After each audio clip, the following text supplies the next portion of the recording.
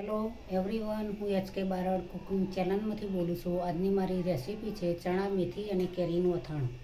કાચી કેરી, મેથી પલાળીને હું અંદર પાણી વેડીને પલાળવાની છે. ચણા પણ હું એક વાટકી મેથી અને 2 કેરી છે. હું એ દેશી કેરી લીધી નથી, આફૂસ કેરી લીધેલી છે કે ખાટી ઓછી હોય છે. હવે આ કેરીને આ સાઈડ પર રાખવા પલાળેલું આખી એક રાત પલાળવાના છે. બંને ચણા અને મેથી બંને પલાળી રાખવાના છે.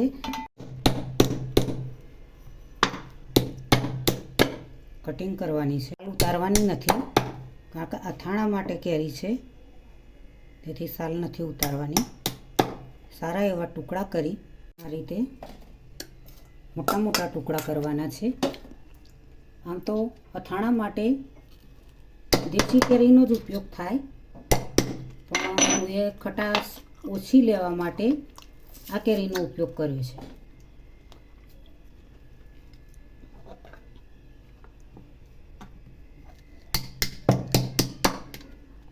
આ રીતે તૈયાર કરી દીધા છે. હવે 1 ચમચી મીઠું એડ કરીશું, અડધી ચમચી હળદર એડ કરીશું. હવે આ રીતે મિક્સ કરી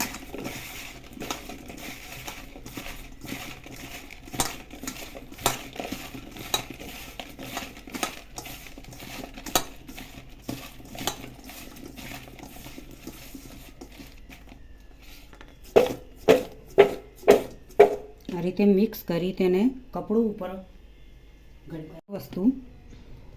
3 વસ્તુ તૈયાર કરી દીધી છે. મીઠું ને હળદર નાખીને કેરી પલાળી દીધી, અરે મિક્સ કરીને રાખી. હવે તેના પર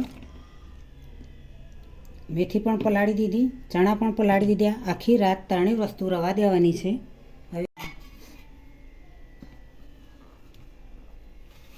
આ રીતે બરાબર ટાઈટ કરી દેવાનું છે, ફિટ બરાબર કરી દેવાનું, જેથી કરી હળદર ને મીઠું એડ કરેલું છે તેથી અંદર પાણી છૂટશે અને કેરી પણ રીતે તૈયાર કરીને હવે આ 3 વસ્તુ આખી રાત રવા દેવાની છે. આ રીતે કેરી તૈયાર થઈ ગઈ છે. પાણી પણ થઈ ગયું છે. હવે તે પાણી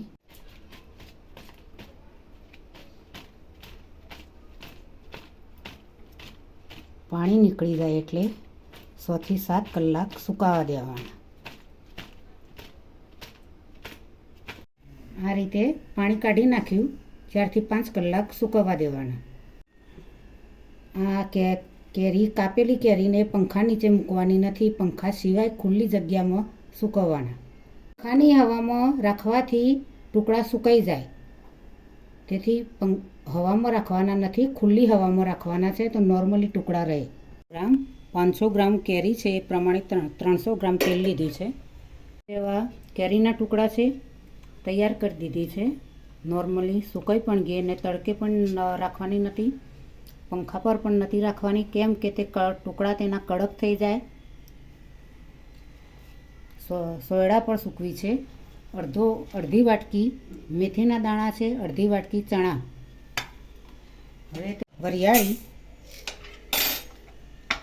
1 ચમચી રાઈના કુરિયા,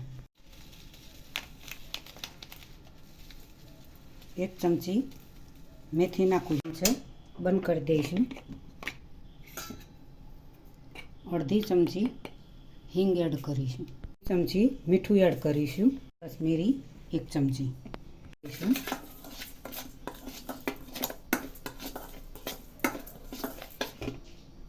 એડ કરીશું.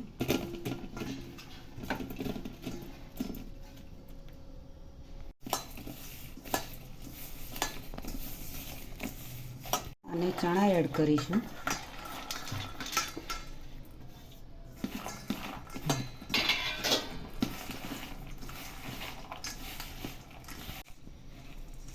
આ રીતે મસાલા સાથે મિક્સ કરી દેવાનું.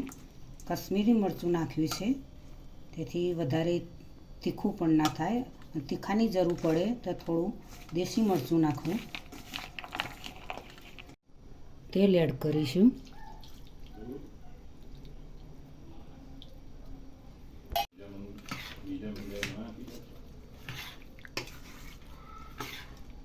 આ રીતે મિક્સ કરી દેવું.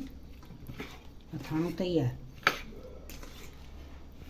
ચણા અને કેરીનું અથાણું તૈયાર થઈ ગયું છે. કેરી ખાટી હોય છે, તેના આધારે મેથી અંદર આવી ગઈ, તો મેથીના કારણે શરીરમાં દુખાવા કંઈ ના થાય. મેથી આવે, શરીરને દુખાવામાં આરામ આપે છે. ખાટું એવું કેરી, મેથી અને ચણાનું અથાણું ખૂબ જ ખાવાની મજા આવે.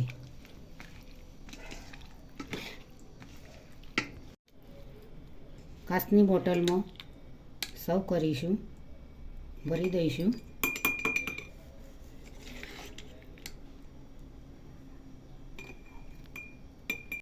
આ રીતે ડબ્બામાં ભરી દેવું. તમે 10 દિવસ અઠવાડિયા પછી જ તમે ખોલીને ખાઈ શકો છો. ત્યાં સુધી ખોલવાનું નહીં. બહારની હવા લાગે તો પણ અથાણું બગડી શકે છે. તેલ ઓછું હોય તો પણ અથાણું બગડી શકે છે. કમ્પ્લેટ અંદર ડૂબેલું હોવું જોઈએ. તેલ થોડું ઉપર રાખવાનું, જેથી કરી અથાણું બગડે નહીં. હું એ સિંગ તેલનો ઉપયોગ કરેલો છે. તેમાં સિંગ તેલ પણ વાપરી શકો. જે રોજબરોજ તમે તેલ વાપરતા હોય તે પણ અથાણામાં તમે ઉપયોગ કરી શકો છો. તો આ રીતે અથાણું કમ્પ્લીટ તૈયાર થઈ ગયું છે. હવે તમે એને બંધ કરીને 1 અઠવાડિયા સુધી રાખી શકો છો. અઠવાડિયા 10 દિવસ પછી તમે તેનો ખાવા માટે ઉપયોગ કરી શકો છો. ખાટું એવું મસાલાથી ભરપૂર. તો મિત્રો, આજની રેસીપી તમને મારી ગમી હોય તો મારી ચેનલને સબસ્ક્રાઈબ કરજો, મારા વિડીયોને લાઈક કરજો, શેર કરજો, બને તો કોમેન્ટ કરજો.